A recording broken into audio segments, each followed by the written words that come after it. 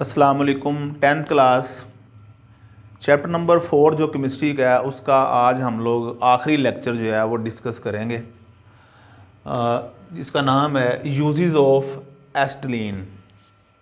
एस्टिलीन के इस्तेमालात, यानी जो अल्काइन फैमिली का पहला मेंबर इथाइन है जिसको हम एस्टिलीन भी कहते हैं, जिसका formula HC triple bond CH या C2H2 है। इसके हम लोग जो है वो इस्तेमालात 5 यूजेस जो हैं वो यहाँ पे हम लोग डिस्कस करेंगे।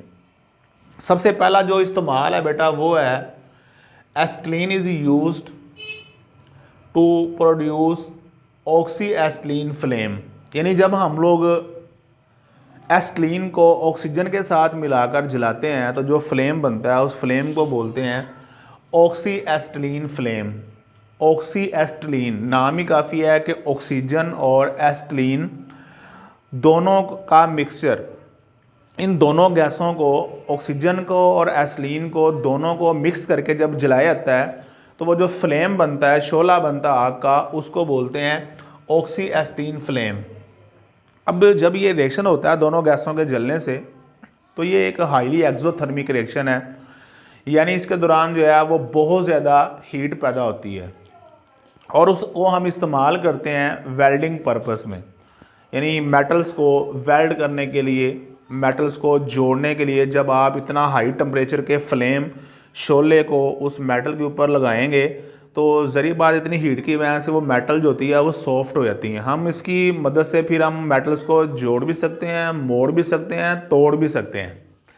तो ये पहला इस्तेमाल है कि एस्टिलीन को हम ऑक्सी एस्टिलीन फ्लेम जो है वो पैदा करने के लिए इस्तेमाल करते हैं। समझ आ गई है? आगे चलते हैं।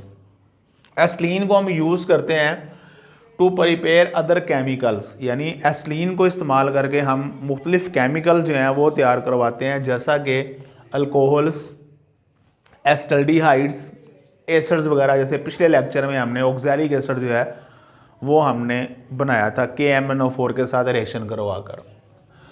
उसके बाद तीसरा इस्तेमाल है एस्टिलीन का। Acetylene is used for the ripening of fruits. कच्चे फलों को पकाने के लिए एस्टिलीन गैस जो होती है वो इस्तेमाल करते हैं, यानी फलों को पकाने के लिए इथीन भी इस्तेमाल होती है और एस्टिलीन जो होती है इसको भी हम for the ripening of fruits, कच्चे फलों को पकाने के लिए इस्तेमाल करते हैं। इसके अलावा एस्टिलीन का यूज़ एक है मैन्युफैक्चरिंग ऑफ पॉलीमर्स। पॉलीमर्स क्या होते हैं? जैसे प्लास्टिक मटेरियल है।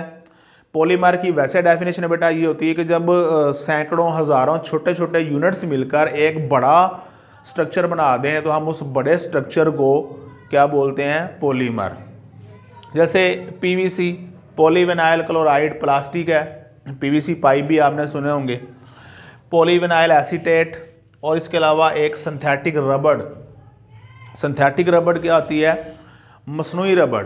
वैसे जो रबड़ होती है ये पौधों से, रबड़ प्लांट से हासिल होती है, लेकिन आज हम मसनूई यानी सिंथेटिक रबड़, जिसका नाम क्या है? नियोप्रीन। नियोप्रीन जो है ये क्या चीज़ है? ये मसनूई रबड़ है, वो हम लोग एस्टिलीन से जो है वो तैयार करवाते हैं। लास्ट इसका यूज़ एस्टिलीन का, जब हम एस्टिलीन की पॉलीमराइजेशन करते हैं। क्या मतलब है पॉलीमराइजेशन का? अभी मैं आपको बता रहा था कि जब छोटे छोटे मालिक्यूल्स मिलकर एक बड़ा मालिक्यूल बना दें तो उस बड़े मालिक्यूल को पॉलीमर कहते हैं और इस अमल को पॉलीमराइजेशन कहते हैं। देखें ये C2H2 ये है एस्टिलीन का फार्मूला। अगर आप 3 बेटा ये ले लें तो ये क्या बन जाएगा? C6H6 benzene. और बेंजीन जो है ये एक ऑर्गेनिक कंपाउंड है। इसको आगे हम लोग जो है वो मुख्तलिफ ऑर्गेनिक कंपाउंड्स की तैयारी में रॉ मटेरियल के तौर पर इसको इस्तेमाल करते हैं।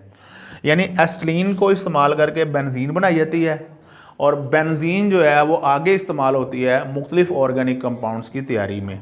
तो ये 5 जो हैं वो यूजेस हैं एस्टिलीन के, इनको आप लोग याद कीजिएगा। इंपॉर्टेंट सवाल है, लॉन्ग में आपको आ सकता है।